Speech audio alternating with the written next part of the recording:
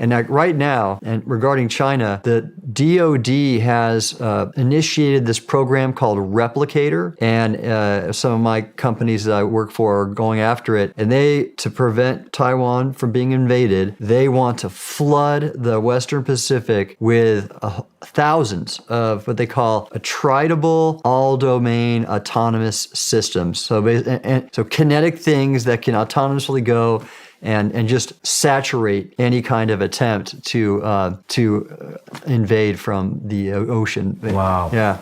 Interesting. Yeah, and that's interesting. So that's just caused all of the industry in the U.S. and elsewhere to just start scaling up big time in terms of using autonomous systems. And I think these can all be employed for looking at the ocean too in a way that will make it, again, much more less opaque as it is and hard to understand.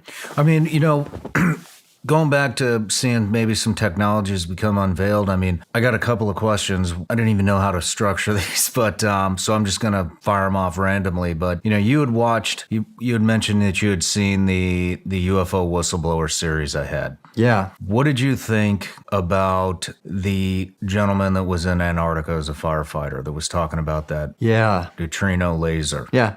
You're the perfect person to ask about this. Well, unfortunately, I don't know. I wasn't tapped in or read into anything involving that. So I don't know. I don't have firsthand knowledge. But here's what I could tell you is certainly in the last few months, the more I'm learning about what has been covered up and developed, if you will, or both. I don't dismiss anything now. I'm willing to take anything at its face value, really. And like your friend Michael Herrera, what he observed, with some paramilitary force from an agency we don't know, and with a UAP and et cetera, I would have dismissed that last year, but not now. Yeah, the things I'm seeing and the way that we're just not acknowledging what we're doing. Well, the reason I'm asking about the neutrino laser in particular is weather, weather manipulation. We've seen all these things that used to be kind of conspiracy-ish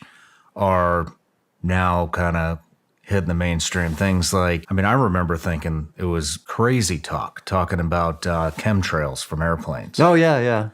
And people would tell me, I think it's hormones being released. It's something to reflect the sunlight off the earth. Well, now a couple weeks ago, we just saw here in Tennessee that we're banning chemtrails. Oh, that's right. I saw over the that. state. Mm-hmm. There was the Hawaii wildfire stuff, which, I don't know how true this stuff is either, or if it's complete BS or if it's real, but it was, there was this conspiracy that none of the blue roofs in Hawaii were burnt.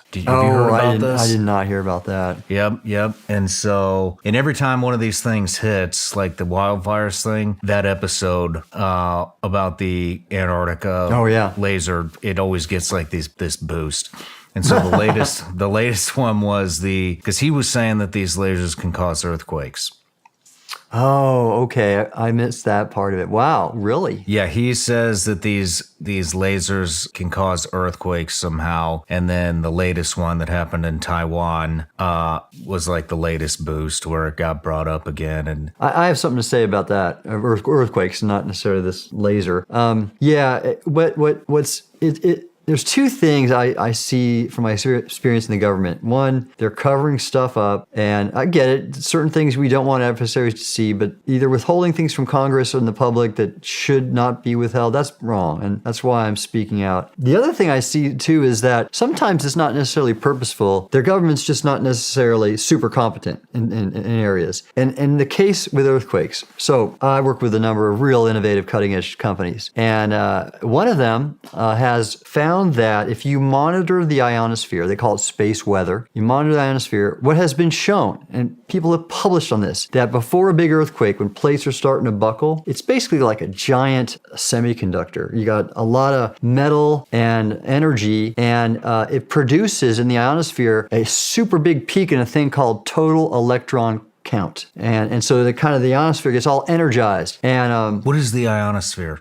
Oh, it's a upper part of the atmosphere where you don't have, you can't, there's not really air. Okay. And so, and you see, so you have this electromagnetic field that gets generated, and you can see it from space with certain sensors, and you can monitor it. And all these studies, before a big earthquake, you see these peaks in the ionosphere. I won't say it looks like the aurora borealis or northern lights, but it's kind of like that, where it's visible in data. You're seeing this before the earthquake? Before the earthquake, okay, before the earthquake. Man, I mean, what do you know about weather manipulation? Yeah, that's something I've studied. They call it geoengineering, and it's physically possible. And even there's some studies being conducted right now, because you have a lot of people that certainly these alarmists over climate change, which I don't dispute is occurring, but I think a lot of people are overreacting. They're looking into that, like we might need to do it to keep some of these changes from occurring. I'm currently not convinced it can be done, but I don't know if it's smart because there's all sorts of feedback mechanisms in the atmosphere and the ocean, the Earth system, that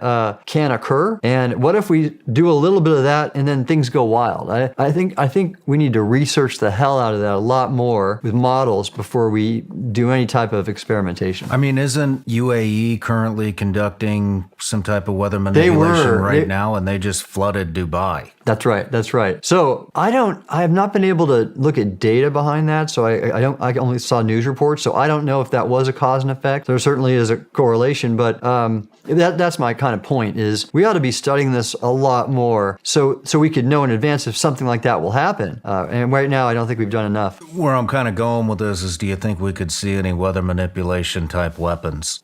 Yeah. That's been studied. It has. Oh, yeah. What has been studied? The Air Force did this a while ago, using weather modification as a weapon, which when you look at what a typhoon can do, that can certainly be an advantage in the Western Pacific with Taiwan.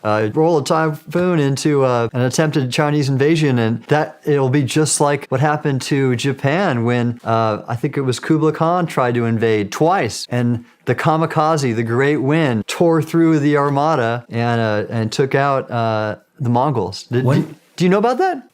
Man, I don't. Oh, this is my field of study. So, I don't remember the year, but Japan was twice threatened with an invasion by the Mongols. And I thought one of the Khans, I don't remember which one. And both times, a typhoon rolled through the regions. I think it was near maybe Okinawa, I don't know where, but wiped them out. And so they gave a name for that typhoon, the phenomena. They called it the Great or the Divine Wind. That's what kamikaze means, divine wind. Interesting. Yeah, and also there's all sorts of history if you want to go into that, the environment and weather.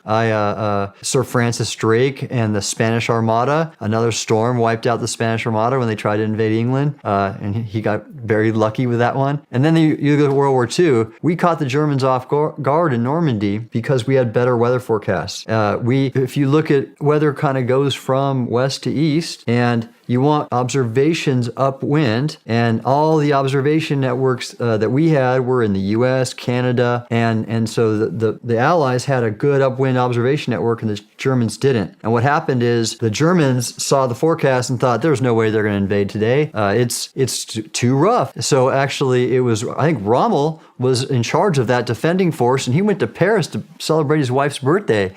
And he wasn't even there. And what happened is Eisenhower had planned for one day, June, it might have been 4th, and the weather was going to be too bad, and they called it off. And he wasn't sure when they'd do it again because it was about the tides and the moon and the obstacles on the beach that the UDTs, your predecessors, had to remove. And then there was a weather window, and we realized it would be good on June 6th, a short time we could do it. And we knew that, and the Germans didn't, and we caught them off guard. Wow. Big part of the invasion success story. I did not know that. Yeah.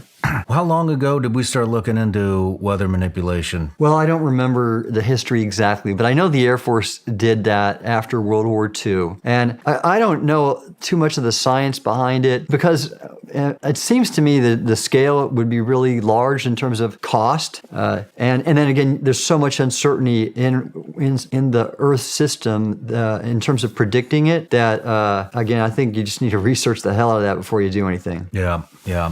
Do you think that we have done any weather manipulation before? I don't know. I probably would know too if we had, so I really doubt it. In my last job, I think I would have known. Okay. Another thing that's coming up, and I'm hoping to get this gentleman on the show as well, is these energy weapons. Directed energy weapons. Directed energy weapons. That's taking off for sure.